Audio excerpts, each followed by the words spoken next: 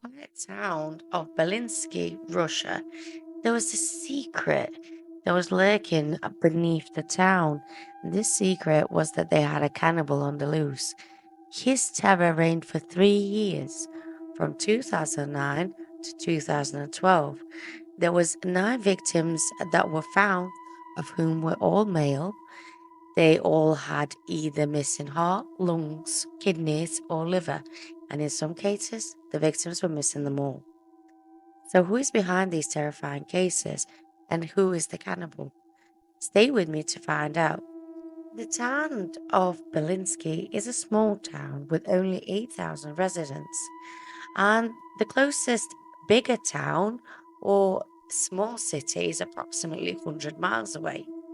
The main employment in this town is electronic devices warehouse and a food production warehouse. This was a more of a countryside type of town where everybody knows everyone.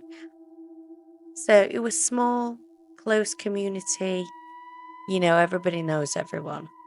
But on September 17th, 2009, a young woman walked into the police station by the name Diane Arkian, who had reported her father, Arkady Arkian, as missing. He has been known to enjoy his drink, and he has been known to go missing now and again. But when his daughter noticed that her father was missing for longer than 2 days, she realized something was amiss. So, of course, she decided to go to police and report him missing. Police did not take it seriously whatsoever, as they also know Arkady, and they believed that he was just out there somewhere drinking with his buddies. But they did put the report down just to keep Diane happy, basically, at the time. Unfortunately, Arkady would never come back to his family. But what then followed was more and more missing people reports. You know, women were coming in reporting either their husband, father, brother, or a friend missing. And of course, that made police wonder how come in such a small town as theirs, they've now had from one missing person to several missing people. And there was nothing to find. There was no evidence. There was no reports of any bodies finding. And then police decided to have more of a serious approach to these missing reports. Police chief had stated that it's never normal for anybody to be missing, but for several people to be missing in such a short period of time, it meant that something is amongst them, something bad had appeared.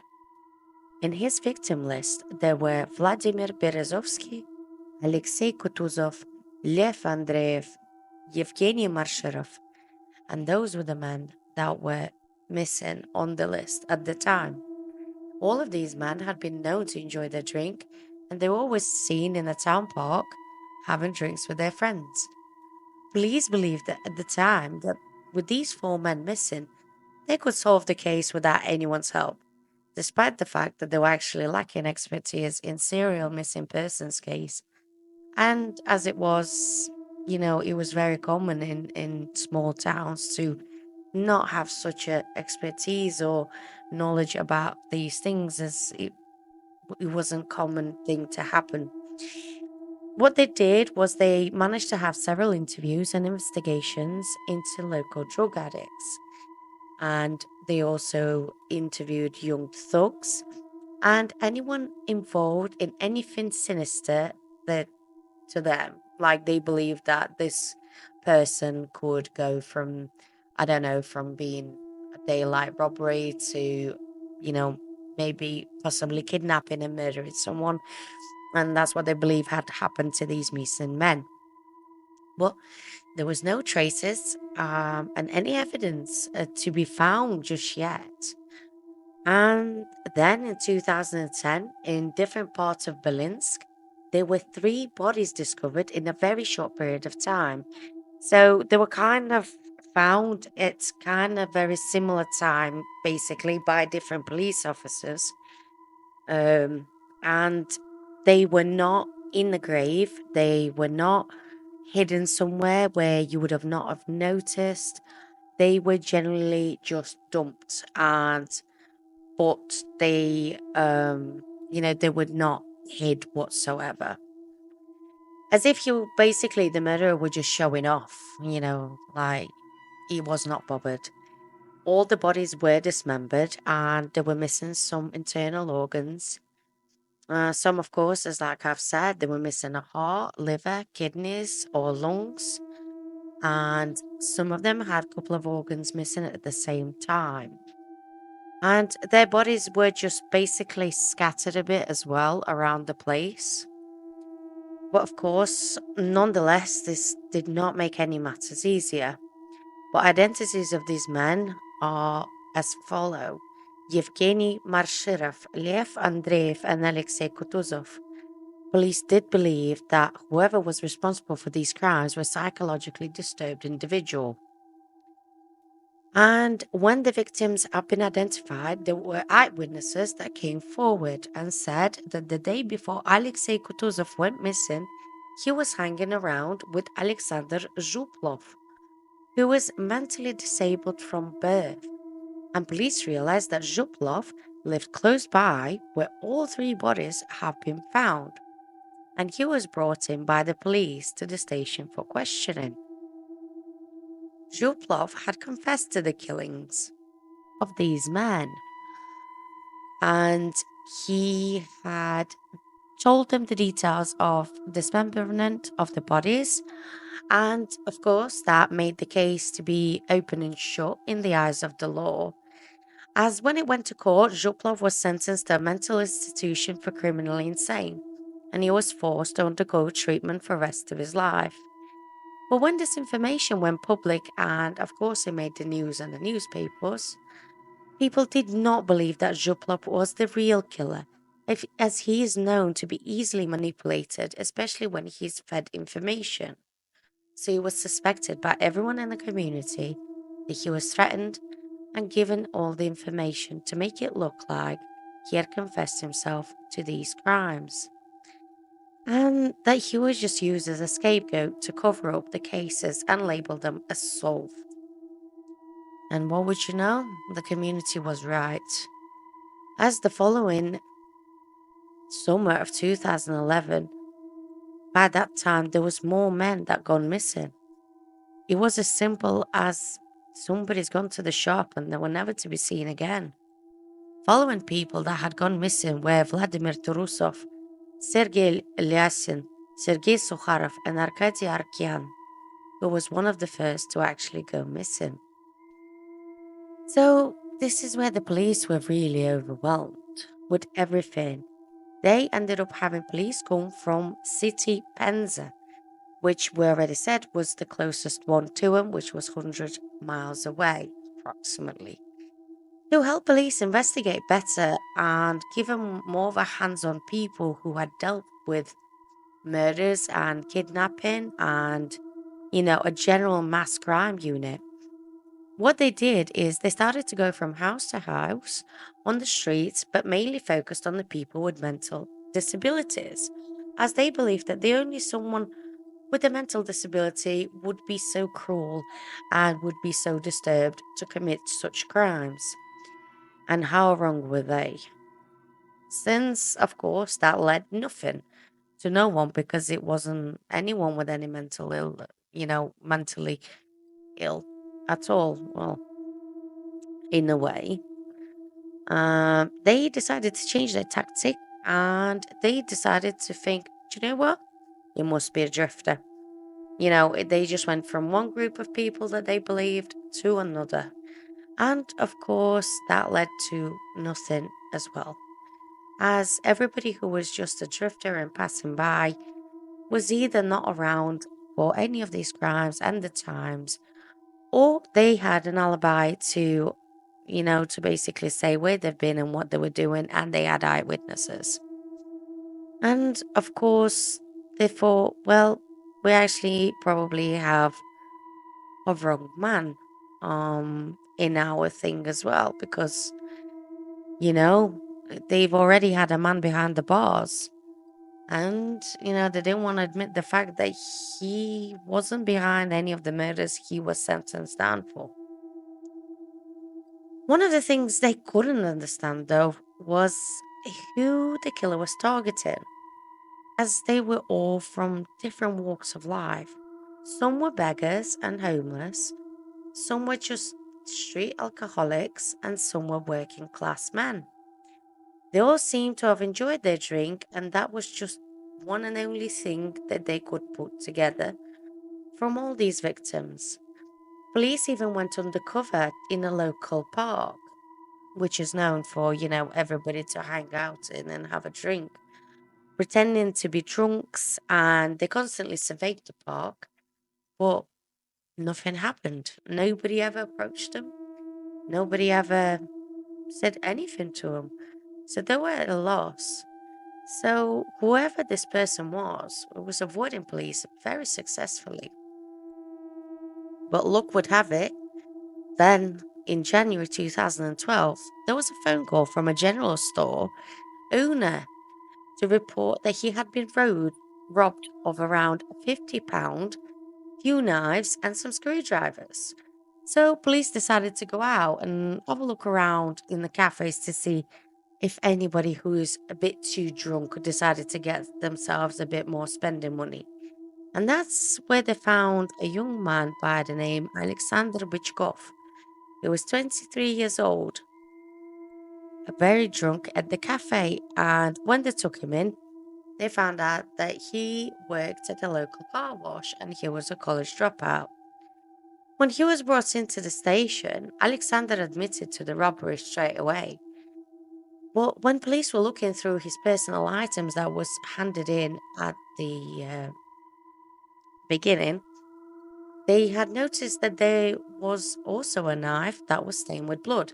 And of course, that was sent off to the crime lab straight away.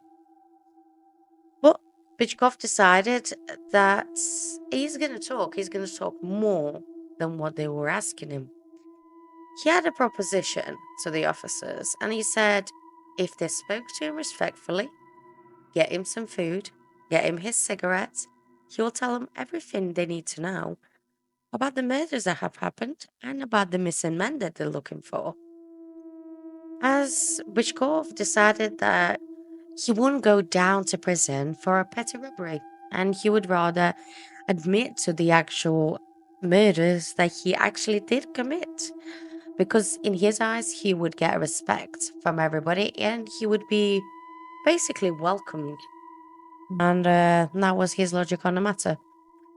From what we know, Bychkov had a rough upbringing, and it was verified by witnesses and neighbors that they seen how him and his brother were always begging and working since the age of 5. Both of his parents were alcoholics, and they were only bothered about, well, alcohol and nothing else. As long as the kids brought in money, they didn't care. They did get severe beatings most of the time due to one thing or another. It was a cruel environment to grow up in, and his mother was especially cold towards the children, and she would make sure that they would commit small thefts, as she believed no one would report a child and would feel pity for them if they get caught. Later on, Bychkov's father had committed suicide when Bychkov was just 8 years old, and that's when things got even worse for him and his brother. He weighed more and more on them as the mother barely went to work, and she was relying on just the money that they brought in. And by the teenage years, Bychkov's brother got attacked by the homeless man and beaten, and he was taken into hospital. He had sustained a brain injury, leaving his brother disabled. So his environment he grew up in wasn't kind to him, and all he knew from the beginning was cruelty, and that is all. Bychkov said that his last straw was when his girlfriend at the time had told him he will never amount to anything in his life. And Bychkov said, I decided I will show you and everyone else that my name will be known and never forgotten. So, yeah, in the police, he had confessed to 9 murders in total. And he said he had started in 2009 but could not remember the name of his first victim. He stated different versions of the events, as one where Bychkov has stated that he and his victim got very drunk and he just had an urge to kill. And then in another interview, he had stated there was an accident like a drunk brawl that had gone too far. But one thing that was true was the way he had killed them, and that stayed consistent. He mentioned that he really wanted to make an ashtray out of his victim's skull. After he had dismembered his body, he had kept some of the organs for himself to cook up later on. His second victim was Vladimir Berezovsky, and he was Bychkov's stepdad at the time. He had stated that he had enough of him and his mother constantly fighting, and then he would assault his mother during the fight. And his brother also. He wanted to put an end to it. He got his chance when his stepdad got drunk again and decided to help him walk to his grandmother's house. And she always had some extra alcohol about. And when they were walking, Bychkov has got his pocket knife and just stabbed him into his temple. Then he carried on stabbing him all over. But his body wasn't dismembered as fast as Bychkov did with the others. He hid Berezovsky's body and comforted his mother on a daily basis, even went as far as looking for him with his mother. So, when his mother filed for the missing person report, Bychkov was questioned, and they had found that he had a cut on the inside of his palm that he had actually sustained while killing his stepfather. But he had a note from hospital that his cut was off broken glass on the floor when he fell on the floor when he was drunk. That was what he told medical personnel when he was admitted, and indeed, he needed stitches for it and for the cut. So, after that, police had no reason to keep Bychkov for questioning or for anything else, and he was taken off the suspect list at the time. And that made him feel very powerful in his words, as he just got away with two murders and police didn't know it was him at that given time. Bychkov kept a diary of all his killings and how he felt, what he did with each and every victim. He started to call himself a predator from the movie Alien vs. Predator, and he stated that his favorite way of killing was a strike of motion of an uppercut but with the knife. He had seen it perform in one of his favorite movies, Rambo, and he decided to use that as his execution method. He called all of his victims as prey and not by their names, as he liked to disassociate with them as people, because in his eyes, they weren't people. He even had a quote from Ernest Hemingway in his diary that read, "There is no better hunt than the hunt for a human." He wrote how he had so much excitement from killing and dismembering, and it made him feel more superior, hence why he called himself Predator. People that felt like his victim, they were prey. He felt the power over life and death for these men, and it gave him what he wanted. And it was because of this, it gave him an addiction to go and get a next skill and a next to feel that power again. But it also led to cannibalism of his victims.